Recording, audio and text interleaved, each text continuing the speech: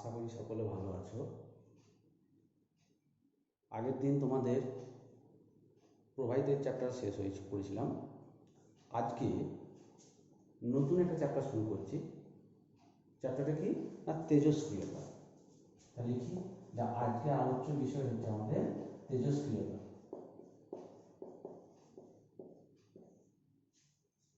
তেজস্ক্রিয়তা কি? তেজস্ক্রিয়তা একটা ঘটনা। কীরকম ঘটনা?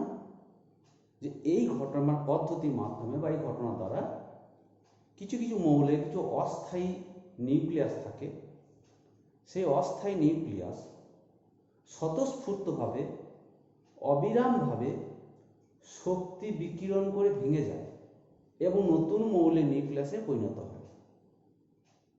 এই যে ঘটনাটা হলো, এই ঘটনাকে আমরা বলি তেজস্ক্রিয়তা। তা কিছু মৌলের অস্থায়ী নিউক্লিয়াস শক্তি বিকিরণ করে ভেঙে যায় স্বতঃস্ফূর্তভাবে এবং নতুন মৌলের নিউক্লিয়াসে পরিণত হয়। এই ঘটনাটাকে আমরা বলি তেজস্ক্রিয়তা। আবার বলি তেজস্ক্রিয়তা কি না, কিছু মৌলের অস্থায়ী নিউক্লিয়াস স্বতঃস্ফূর্তভাবে অবিরামভাবে শক্তি বিকিরণ করে ভেঙে গিয়ে নতুন মৌলের নিউক্লিয়াসে পরিণত হয়। সেই ঘটনাটাকে আমরা বলি তেজস্ক্রিয়তা। এই তেজস্ক্রিয়তা যদি প্রাকৃতিক নিয়মে হয়, প্রাকৃতিকভাবে হয়, তখন সেই তেজস্ক্রিয়তা আমরা প্রাকৃতিক তেজস্ক্রিয়তা। আর যদি আমরা ওই অস্থায়ী নিউক্লিয়াস যেটা বলছিলাম, অর্থাৎ কিছু মৌলে আমরা অস্থায়ী আইসোটোপ তৈরি করে নিই নিজেদের প্রয়োজনের স্বার্থে, দিয়ে তেজস্ক্রিয়তা ধর্মসাধন প্রদর্শন করে, তখন সেটাকে বলা হয় কৃত্রিম তেজস্ক্রিয়তা। অর্থাৎ প্রকৃতিগতভাবে যদি তেজস্ক্রিয়তা আমরা দেখাই সেটা প্রাকৃতিক তেজস্ক্রিয়তা, আর যদি কৃত্রিমভাবে দেখায় তাহলে কৃত্রিম তেজস্ক্রিয়তা। এই যে তেজস্ক্রিয়তা, তেজস্ক্রিয়তা হচ্ছে মৌলের কিন্তু নির্দিষ্ট মৌলের বৈশিষ্ট্য নয়। কিছু কিছু মৌলের কিছু অস্থায়ী আইসোটোপ থাকে, সেই নির্দিষ্ট আইসোটোপের বৈশিষ্ট্য মনে রাখতে হবে এটা।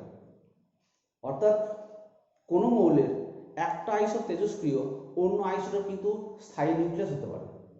অর্থাৎ মৌলের কিছু নির্দিষ্ট আইসোটোপের বৈশিষ্ট্য, এবং এই তেজস্ক্রিয়তা মৌলের নিউক্লিয়াস জনিত ঘটনা। কারণ তোমরা আগে দেখেছো, কেমিস্ট্রিতে পড়ানো হয়েছে যে মৌলের রাসায়নিক ধর্ম নির্ভর করে সাধারণত ইলেকট্রন বিন্যাসের উপর।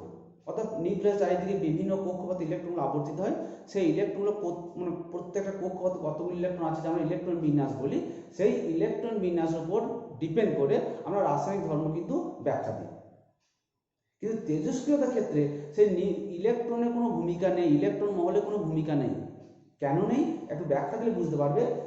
যে মৌল তেজস্ক্রিয়তা ধর্ম দেখায়, যে মৌল তেজস্ক্রিয়তা ধর্ম দেখায়, সেই মৌলের যদি রাসায়নিক পরিবর্তনের মাধ্যমে কোনো যৌগ গঠন করে, তা সেই যৌগের মধ্যে থেকেও সে কিন্তু তেজস্ক্রিয় ধর্ম দেখিয়ে যাবে। অর্থাৎ তেজস্ক্রিয় মৌল যখন রাসায়নিকভাবে অন্য কারোর সাথে যুক্ত হয়ে কোনো একটা যৌগ গঠন করবে, তখন যৌগের মধ্যেও সেই তেজস্ক্রিয় মৌলের তেজস্ক্রিয় ধর্ম কিন্তু বর্তমান থাকে। অর্থাৎ রাসায়নিক পরিবর্তনের মাধ্যমেও তার কিন্তু তেজস্ক্রিয় ধর্মের কোনো পরিবর্তন ঘটছে না। সেই কারণে আমরা বলবো যে তেজস্ক্রিয়তা মৌলের নিউক্লিয়াস জনিত ঘটনা, পারমাণবিক ঘটনা নয়। কারণ নিউক্লিয়াসের মধ্যে পরিবর্তনের মাধ্যমে কিন্তু তেজস্ক্রিয়তা দেখায়। সে কারণ যখন ব্যাখ্যা করবে ব্যাপারটা বুঝতে পারবে যে কেন ঘটে। অর্থাৎ নিউক্লিয়াসের মধ্যে পরিবর্তন ঘটে, তার ফলে তেজস্ক্রিয় ধর্ম দেখায়।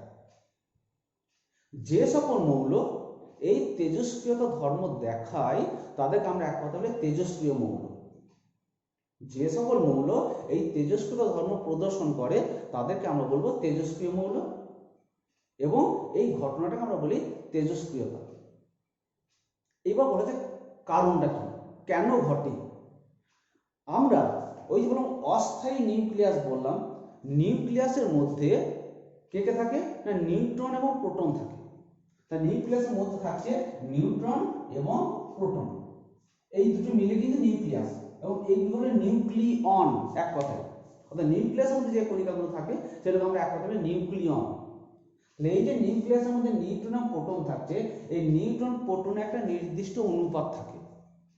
সেই অনুপাত যদি মেনটেন করে তাহলে সেটা স্থায়ী নিউক্লিয়াস হবে, যদি মেনটেন না করে তখন সেটা অস্থায়ী নিউক্লিয়াসে রূপান্তরিত হবে বা অস্থায়ী নিউক্লিয়াস পরিণত হবে। সেই অনুপাতটা কি, নিউট্রন এবং প্রোটন এর অনুপাত 1.1 থেকে মোটামুটি 1.5 যদি হয় তাহলে সেটা স্থায়ী হয়। অর্থাৎ এই নিউট্রন আর প্রোটনের অনুপাতটা যদি 1.1 থেকে 1.5 এর মধ্যে থাকে মানটা কি, অর্থাৎ 1.12, 1.11, 1.13 এরকম যদি হয় 1.5 পর্যন্ত, তাহলে সেই নিউক্লিয়াসটা আমরা বলবো স্থায়ী নিউক্লিয়াস। যদি এই অনুপাতটা মেনটেন না করে নিউট্রন প্রোটন অনুপাতটা, তা তখন সেই নিউক্লিয়াসটা হবে অস্থায়ী নিউক্লিয়াস, সে তখন তেজস্ক্রিয় ধর্ম প্রদর্শন করবে। অর্থাৎ নিউক্লিয়াসের মধ্যে যে নিউট্রন আর প্রোটন থাকছে সেই নিউট্রন প্রোটন সংখ্যার পার্থক্য যত বেশি হবে সেক্ষেত্রে সমস্যা আসবে। অর্থাৎ অনুপাত তখন কিন্তু এই অনুপাত নিয়ে মেনটেন নাও করতে পারে। অর্থাৎ আমরা বলবো যে স্থায়ী নিউক্লিয়াস হতে গেলে নিউট্রন আর প্রোটন অনুপাত 1.1 থেকে 1.5 এর মধ্যে থাকতে হবে। যদি না থাকে সেটা অস্থায়ী নিউক্লিয়াসে পরিণত হবে, তখন তার তেজস্ক্রিয় ধর্ম প্রদর্শন করার সুযোগ থাকবে। এই যে তেজস্ক্রিয় দেখাচ্ছে, অর্থাৎ বিঘটন ঘটছে, প্রতি মুহূর্তে বিঘটন ঘটছে। কার ঘটবে না, তেজস্ক্রিয় মৌলের বিঘটন ঘটবে। তা তেজস্ক্রিয় মৌল যখন বিঘটিত হয়, যে তেজস্ক্রিয় মৌলের বিঘটন ঘটে সেটাকে আমরা বলি, সেই মৌলের পরমাণু বলে জনক পরমাণু। জনক পরমাণু অর্থাৎ তেজস্ক্রিয় মৌলের যে পরমাণুর বিঘটন ঘটছে সেই পরমাণু আমরা বলবো জনক পরমাণু। আর বিঘটনের পরে যে নতুন মৌলের পরমাণু উৎপন্ন হচ্ছে, কারণ আমি প্রথমেই বললাম, একটু আগে বললাম যে নিউক্লিয়াস জনিত ঘটনা, তা নিউক্লিয়াসের পরিবর্তন হওয়া মানে মৌলের পরমাণুটা পরিবর্তন হয়ে যায়।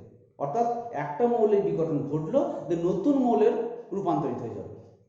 সেই যে নতুন মৌলে রূপান্তরিত হচ্ছে সেই মৌলগুলোকে বলা হবে বা সেই পরমাণুগুলো হবে দ্বিধা পরমাণু। অর্থাৎ তেজস্ক্রিয় মৌলের যে পরমাণুর বিঘটন ঘটছে সেটা হলো জনক পরমাণু, এবং বিঘটনের ফলে নতুন যে মৌলের পরমাণু পাচ্ছি, নতুন মৌলের যে পরমাণুটা পাচ্ছি সেটা বলবো দ্বিধা পরমাণু। জনক পরমাণু কাকে বলবো, তেজস্ক্রিয় মৌলের যে পরমাণুর বিঘটন ঘটে তাকে বলবো জনক পরমাণু। আর বিঘটনের ফলে নতুন মৌলের যে পরমাণু তৈরি হচ্ছে বা উৎপন্ন হচ্ছে সেটা বলবো দ্বিধা পরমাণু। এই যে তেজস্ক্রিয়তা বলছি, প্রতি মুহূর্তে বিঘটন ঘটছে, অর্থাৎ শক্তি বিকিরণ করছে, শক্তি বিকিরণের মাধ্যমে নিউক্লিয়াসটা ভেঙে যাচ্ছে, তাকে আমরা বলছি বিঘটন। 1 সেকেন্ডে যতগুলো পরমাণু বিঘটিত হয় সেটাকে সেই তেজস্ক্রিয় মৌলের সক্রিয়তা বলা হয়। মনে রাখবেন, 1 সেকেন্ডে কোনো তেজস্ক্রিয় মৌলের যতগুলো পরমাণু বিঘটিত হয়, যত সংখ্যক পরমাণু বিঘটিত হয় সেই সংখ্যাটা বলবো তার সক্রিয়তা। এই সক্রিয়তার এসআই একক হচ্ছে বেকারেল। সক্রিয়তার এসআই একক পরীক্ষায় অবজেক্টিভ প্রশ্ন থাকে যে সক্রিয়তার এসআই একক কি, না সক্রিয়তার এসআই একক হচ্ছে বেকারেল। এছাড়াও একটা একক 20 হতে পারে, 20 এটা একটা একক হয়। আবার রাদারফোর্ড এটা একটা একক আছে। তবে যদি পরীক্ষায় বলে সক্রিয়তার এসআই একক লেখো তখন বেকারেলটাই লিখবে। তো সক্রিয়তা কাকে বললাম না, কোনো তেজস্ক্রিয় মৌলের প্রতি সেকেন্ডে যত সংখ্যক পরমাণু বিঘটিত হয় তাকে সেই তেজস্ক্রিয় মৌলের সক্রিয়তা বলা হয়। ওকে, এরপর যেটা যাচ্ছি যে এই যে বললাম যে তেজস্ক্রিয় বিঘটন ঘটছে, সেই তেজস্ক্রিয় বিঘটনের ফলে নতুন মৌলে যে নিউক্লিয়াস উৎপন্ন হবে তার সঙ্গেও কিছু বিকিরণ ঘটে, কিছু বিকিরণ হয়।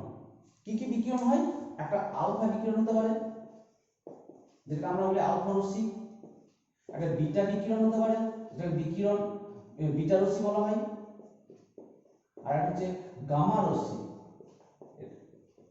গামা বিকিরণ বা গামা রশ্মি। অর্থাৎ তেজস্ক্রিয় মৌলের যখন বিঘটন ঘটবে, বিঘটনের ফলে নতুন মৌলের নিউক্লিয়াসে পরিণত হচ্ছে, তার সঙ্গেও আমি প্রথমে বললাম সংজ্ঞাতে যে কিছু শক্তি বিকিরণ করে, অর্থাৎ সেই রশ্মি বিকিরণের মাধ্যমে শক্তি বিকিরিত হয়। অর্থাৎ একটা হচ্ছে আলফা বিকিরণ, একটা বিটা বিকিরণ, দ্যাট ইজ আলফা রশ্মি, বিটা রশ্মি, আর একটা গামা রশ্মি। এই যে আলফা বিকিরণ, আলফা রশ্মিটা বলছি, এটা ধনাত্মক আধানযুক্ত কণার স্রোত। আলফা রশ্মি, আলফা বিকিরণ যেটা হচ্ছে সেটা ধনাত্মক আধানযুক্ত কণার স্রোত। বিটা বিকিরণ কি? ঋণাত্মক আধানযুক্ত কণার স্রোত। বাট গামা রশ্মি কোনো কণার স্রোত নয়, একটা তড়িৎ চুম্বকীয় তরঙ্গ। গামা রশ্মি কোনো স্রোত নয়, একটা তড়িৎ চুম্বকীয় তরঙ্গ। তাহলে আলফা রশ্মি কি বললাম না, ধনাত্মক আধানযুক্ত কণার স্রোত। বিটা রশ্মি হচ্ছে ঋণাত্মক আধানযুক্ত কণার স্রোত। আর সেখানে গামা রশ্মি হচ্ছে একটা তড়িৎ চুম্বকীয় তরঙ্গ। মনে রাখবে, যখন বিঘটন ঘটবে, কোনো তেজস্ক্রিয় মৌলে বিঘটনের ফলে আলফা রশ্মি নির্গত হচ্ছে বা বিটা রশ্মি নির্গত হচ্ছে বা গামা রশ্মি নির্গত হচ্ছে, মনে রাখতে হবে যে আলফা এবং বিটা দুটো কিন্তু একসঙ্গে নির্গত হতে পারবে না। অর্থাৎ আলফা রশ্মি বিকিরণ ঘটছে, বিটা রশ্মি বিকিরণ ঘটছে, সম্ভব নয়। হয় আলফা বিকিরণ ঘটবে অথবা বিটা বিকিরণ ঘটবে। এবং আলফা বিকিরণ বা বিটা বিকিরণ যাই ঘটুক না কেন, তার সঙ্গে কিন্তু গামা রশ্মি বিকৃত হতে হবে। কারণ গামা রশ্মির উৎপাদনটা একটু অন্য ধরনের হয়। কিরকম ধরনের হয়? মনে করো এখানে একটা পরমাণু আছে, তার স্থায়ী অবস্থায় আছে, এটা হলো ভূমিস্তর, আমরা বলি ঘটে।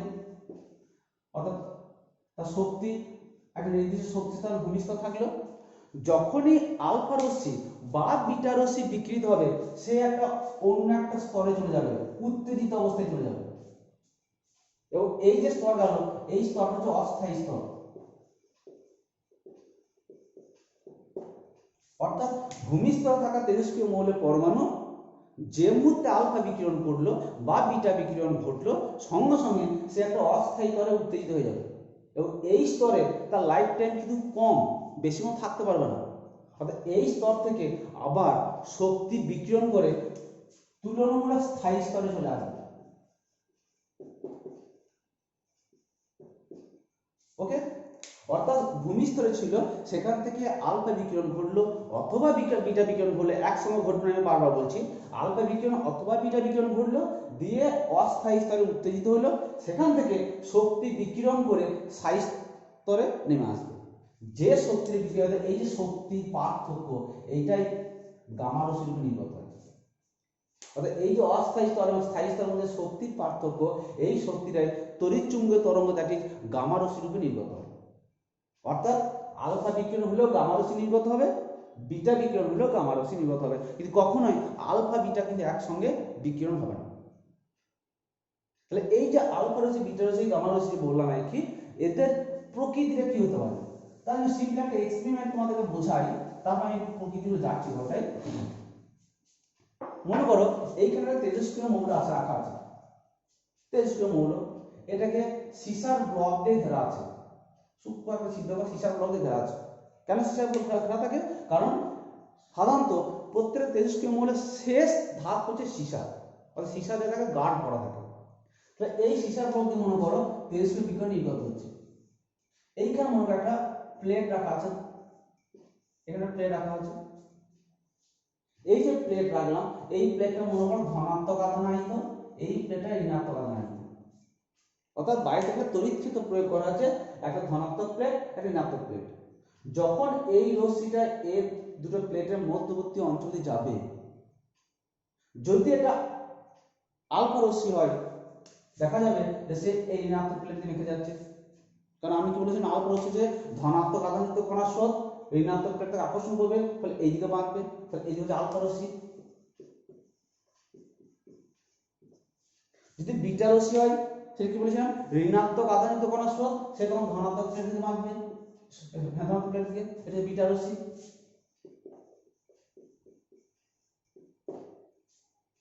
আর যদি গামা রশ্মি হয়, সে তো কোনো কণার স্রোত নয়, কোনো আধান নেই, অর্থাৎ নিস্তরিত, সে যে পথে যাবে সেই পথেই গমন করবে, তাহলে গামা রশ্মি।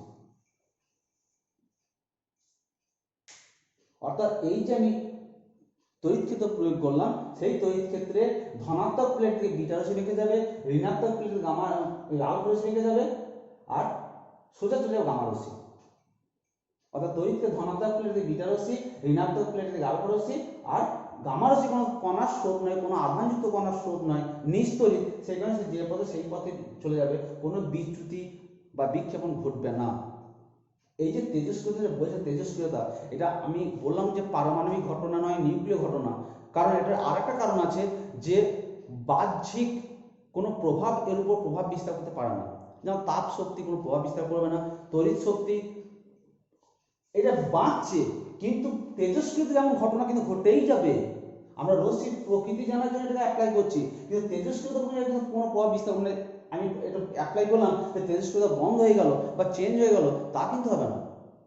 অর্থাৎ কি তড়িৎ ক্ষেত্র, কি চৌম্বক ক্ষেত্র, তাপ শক্তি, এইসব কোনো বাহ্যিক প্রভাব এই তেজস্ক্রিয়তার উপর কিন্তু প্রভাব বিস্তার করতে পারে না।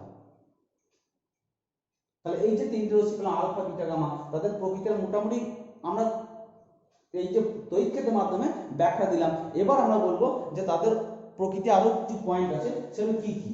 সবগুলো আমি বোর্ডে লিখছি না, কিন্তু যার সাপেক্ষে বিচার করব সেই পয়েন্টগুলো আমি কিন্তু পরপর তোমাদের বলে দেবো। প্রথম যে আধান, এই আধান সাপেক্ষে বিচার করবো, এইটা খাতায় আমি বোর্ডে লিখছি, বাকিগুলো লিখছি না। মানে এখানে আলফা রশ্মি লিখবো, এখানে বিটা রশ্মি, এখানে গামা রশ্মি, এখানে সব করে মনে করো পরীক্ষাতে লিখবো বা বাইরে প্র্যাকটিস করবো, সব করে মনে করে। ফ্ল্যাট নোট পয়েন্ট কি আধান, অর্থাৎ আলফা রশ্মি আধান কি, বিটা রশ্মি আধান কি, গামা রশ্মি আধান কি, এটা ব্যাখ্যা দিতে হবে। আলফা রশ্মি আধান কি বললাম, ধনাত্মক আধানযুক্ত কণার স্রোত, ধনাত্মক আধানযুক্ত কণার স্রোত, অর্থাৎ এর আধানের মান অবশ্যই পজিটিভ হবে এবং মান হবে দুটো প্রোটনের আধানের সমান। অর্থাৎ এই আলফা রশ্মি আধানের মান দুটি প্রোটন আধান সমান। অর্থাৎ আমরা প্রোটন আধান কি জানি 1.6 × 10⁻⁻19 কুলম্ব ইনটু 2, এটা হলো আলফা রশ্মি আধানের মান। ঠিক বিটা রশ্মির প্রকৃতি হবে নেগেটিভ, তার আধানের মান হচ্ছে একটা ইলেকট্রন আধানের সমান, অর্থাৎ -1.6 × 10⁻⁻19 কুলম্ব। আর গামা রশ্মি কি নিস্তড়িত, তার কোনো আধান নেই। এইভাবে লিখে লিখে করবে, তাহলে ভুলে যাবে না, মনে থাকবে দেখবে। তাহলে আলফা রশ্মি আধান হচ্ছে দুটি প্রোটন আধানের সমান, বিটা রশ্মি আধান হচ্ছে একটা ইলেকট্রন আধানের সমান, আর গামা রশ্মি কোনো আধানযুক্ত কণার স্রোত নয়, এটা নিস্তড়িত। নেক্সট হচ্ছে ভর। আলফা রশ্মির ভর মোটামুটি ভাবে 4টে প্রোটনের ভরের সমান, প্রায় সমান, অ্যাকচুয়াল নয় কিন্তু মোটামুটি প্রায় সমান। অর্থাৎ আলফা কণা, আলফা রশ্মির ভর, যে কণা নিয়ে আমরা আলফা রশ্মি বলছি, কণার স্রোত বললাম, তো সেই কণাগুলোর ভর হচ্ছে 4টে প্রোটনের ভরের সমান। আর বিটা কণা ভর হচ্ছে একটা ইলেকট্রন ভরের সমান। একটা ইলেকট্রন যা ভর সেটা হচ্ছে বিটার ভর। আর গামা রশ্মি যেহেতু কোনো কণার স্রোত নয়, সেই কারণে গামা রশ্মি হচ্ছে কোনো স্রোত নয়, ভরহীন, কণার স্রোত নয় যেহেতু। তাহলে কি বললাম যে আলফা রশ্মির ভর হচ্ছে 4টে প্রোটনের ভরের সমান, বিটা রশ্মির ভর হচ্ছে একটা ইলেকট্রন ভরের সমান, আর গামা রশ্মি যেহেতু কণার স্রোত নয় সেটা ভরহীন। 3 নম্বর হচ্ছে ভেদন ক্ষমতা।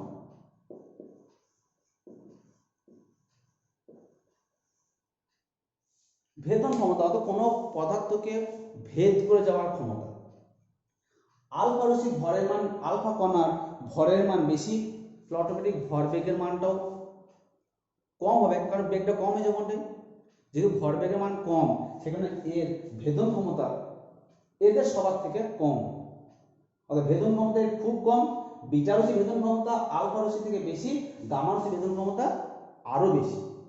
মোটামুটি যদি অনুপাত করা হয়, তাহলে এই আলফা রশ্মির ভেদন ক্ষমতা, বিটা রশ্মির ভেদন ক্ষমতা, গামা রশ্মির যদি অনুপাত করা হয়, তাহলে 1:100:10,000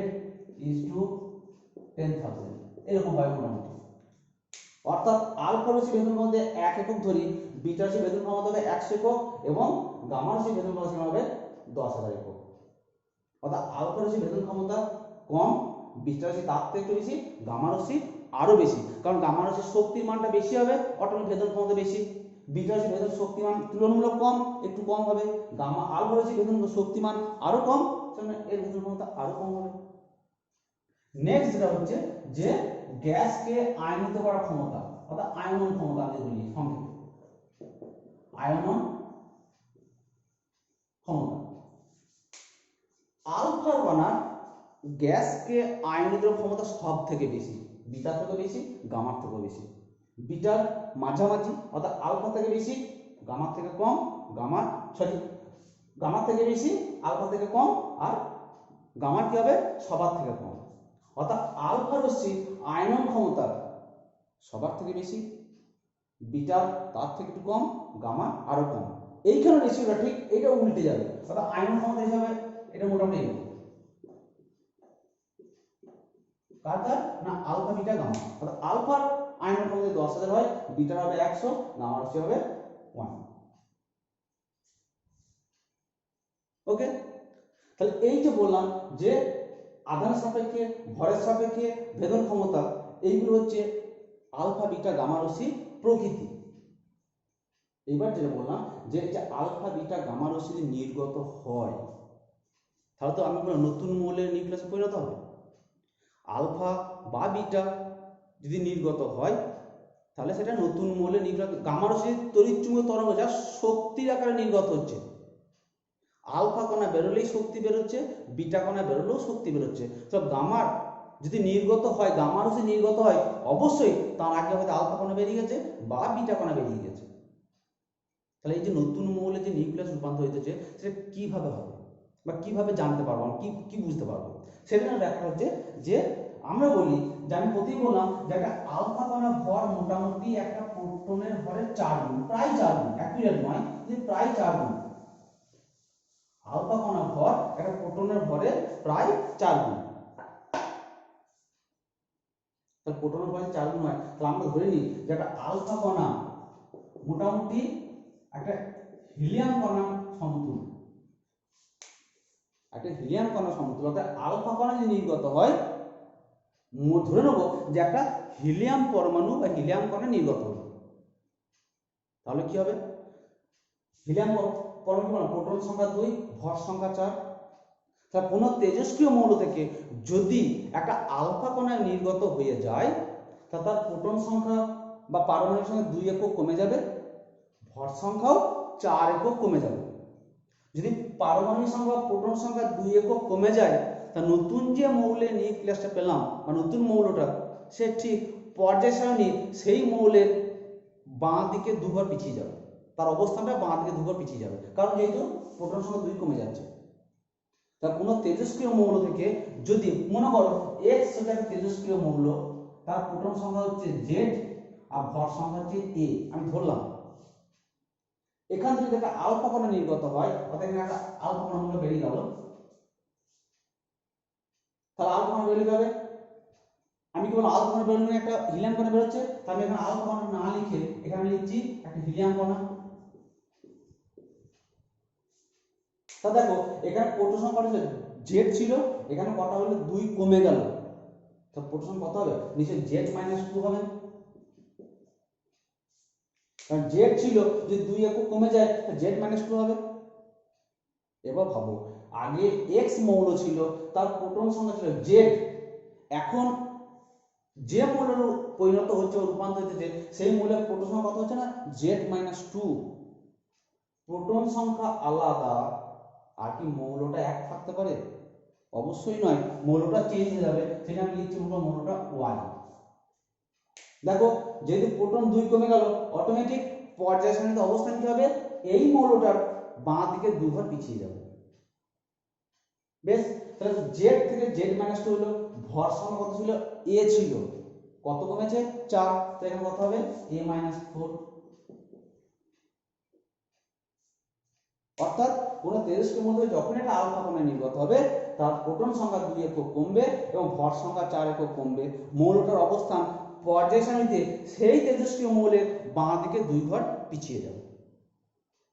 ঠিক একইভাবে যদি বিটা কণা নির্গত হয়, বিটা কণা কি বললাম? মোটামুটি ঋণাত্মক আধান কণার স্রোত, মানে মোটামুটি একটা ইলেকট্রন ভাবতে পারি। তাহলে বিটা তার মোটামুটি -1 ইজ একটা ইলেকট্রন, যার প্রোটন সংখ্যা -1 বলছি আমি, অর্থাৎ ইলেকট্রন কণা তো, আর ভর সংখ্যা 0। এই ক্ষেত্রে মনে করো x সেই তেজস্ক্রিয় মৌল ছিল, তার প্রোটন সংখ্যা ছিল z, ভর সংখ্যা ছিল a। এখান থেকে মনে করো ঠিক একটা বিটা কণা বেরোচ্ছে, তা বিটা কণা মানে কি? এই কণাটা বেরোবে, তাহলে এখানে এটা না লিখে আমি এখানে প্লাস করে দিলাম -1 ই 0। তা প্রোটন সংখ্যা z, এখানে -1 কমলো, তা আমি লিখছি -1 কমা মানে কি? কত হবে? z -1 আগে যেমন 2 একক কমেছিল z - 2 করছিলাম, এখানে -1 কমছে, তাহলে কি z -1 দ্যাট ইজ কত হবে? এটা z + 1, অর্থাৎ প্রোটন সংখ্যা হয়ে যাচ্ছে নতুন মৌলটার z + 1। আবার একই ব্যাখ্যা, আগে প্রোটন সংখ্যা জেড, এখন কত হলো Z+1।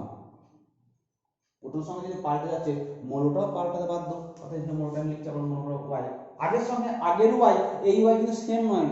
আমি উদাহরণটা দিচ্ছি এখান থেকে, অন্য নামও দিতে পারি, মোটে ক্ষতি নেই, কিন্তু আগের আলফাতে যে ওয়াই লিখেছিলাম সেই ওয়াই মৌল আর এই ওয়াই মৌল কিন্তু এক নয়। তাহলে কি হলো, প্রোটন সংখ্যা হলো Z+1, ভর সংখ্যা 0, তো যা আছে তাই থাকবে, ভর সংখ্যা এই থাকবে।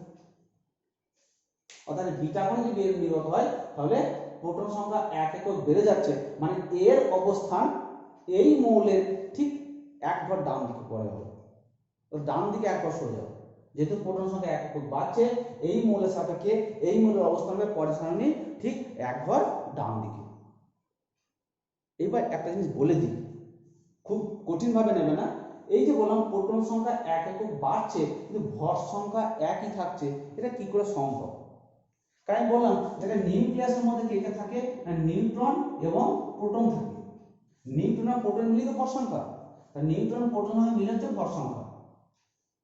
যখন বিটা রশ্মি বা বিটা কণা নির্গত হয়, একটা নিউট্রন একটা প্রোটনে রূপান্তরিত হয়, তার সঙ্গে বিটা কণা নির্গত হয়। অর্থাৎ আমি লিখতে পারি যে একটা neutron equals to 1 proton plus -1 একটা বিটা কণা।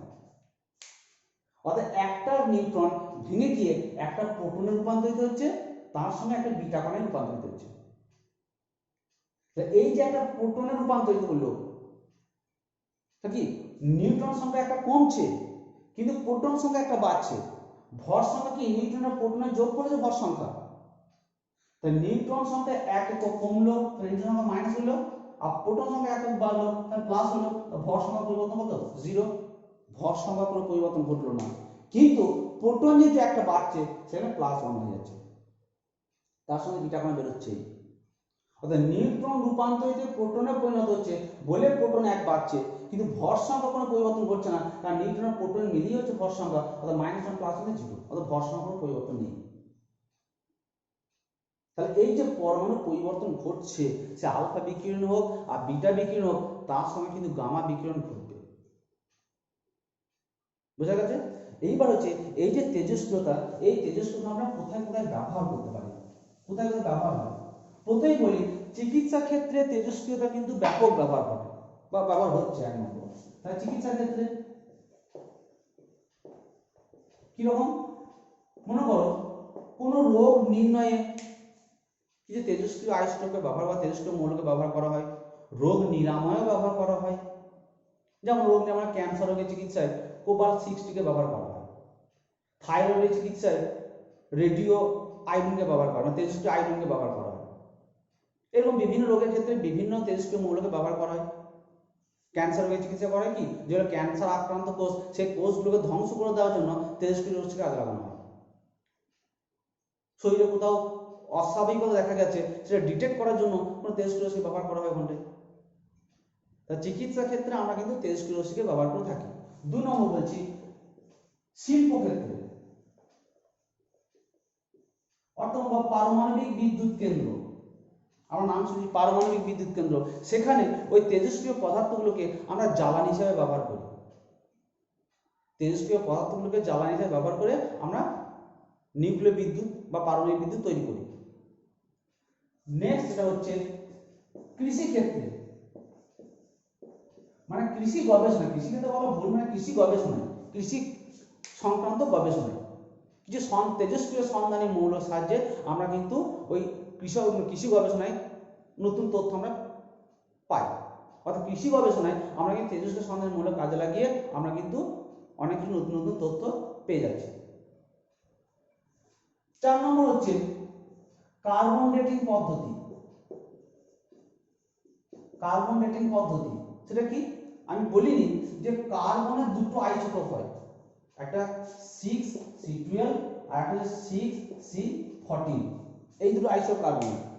এই আইসোটোপটা কার্বনের স্থায়ী আইসোটোপ, কিন্তু এইটা হচ্ছে অস্থায়ী আইসোটোপ, দ্যাট ইজ এটা তেজস্ক্রিয়তা ধর্ম প্রদর্শন করে। অর্থাৎ কার্বনের যে দুটো আইসোটোপ হয়, একটা 6C12 আর 6C14, এইটা হচ্ছে তেজস্ক্রিয়, মানে সরি এটা হচ্ছে অস্থায়ী নিউক্লিয়াস, সেখানে তেজস্ক্রিয় ধর্ম প্রদর্শন করে। এইবার মনে করো যখন বিঘটন ঘটছে, বিঘটন ঘটে স্থায়ী কার্বন আইসোটোপ 6C12, আর বিঘটন আগে তেজস্ক্রিয় আইসোটোপ 6C14। তা কতটা অংশ অবশিষ্ট আছে, তাহলে অবশিষ্ট তাহলে তার মধ্যে বিঘটন ঘটতে বাকি আছে, তার মধ্যে কি নিশ্চয়ই এই আইসোটোপ থাকবে। আর বিঘটনের ফলে যে মৌল রূপান্তরিত হয়েছে সেটা এটা স্থায়ী মৌল হলাম। তা এই দুটোর অনুপাত যদি বের করি, অনুপাত বের করে আমরা যখন কোনো কিছু বয়স, যেমন পুরাতাত্ত্বিক বিষয় যেমন হয় বা জীবাশ্ম যদি হয়, তা সেই যে পুরাতাত্ত্বিক বিষয় জীবাশ্ম সেগুলোকে যখন আমরা এই অনুপাত থেকে বের করে আমরা কিন্তু তার বয়সটাকে নির্ণয় করতে পারি, এবং সেই পদ্ধতির নাম হচ্ছে কার্বন ডেটিং পদ্ধতি। অর্থাৎ কার্বন ডেটিং পদ্ধতির মাধ্যমে আমরা বিভিন্ন বিষয়ের বয়স জানতে পারি। আবার পৃথিবীর বয়স নির্ণয় করা হয়। পৃথিবীর বয়স কি নির্ণয় করবো, যে বিভিন্ন খনিতে ইউরেনিয়ামের আকরিক থাকে, ইউরেনিয়াম তেজস্ক্রিয় মৌল, রেডিয়াম তেজস্ক্রিয় মৌল, থোরিয়াম তেজস্ক্রিয় মৌল, পোলোনিয়াম তেজস্ক্রিয় মৌল, ইউরেনিয়াম তেজস্ক্রিয় মৌল, এসব প্রাকৃতিক তেজস্ক্রিয় মৌল। তো সেই ইউরেনিয়ামের আকরিকের মধ্যেও কিছু সিসার আইসোটোপ পাওয়া যায়।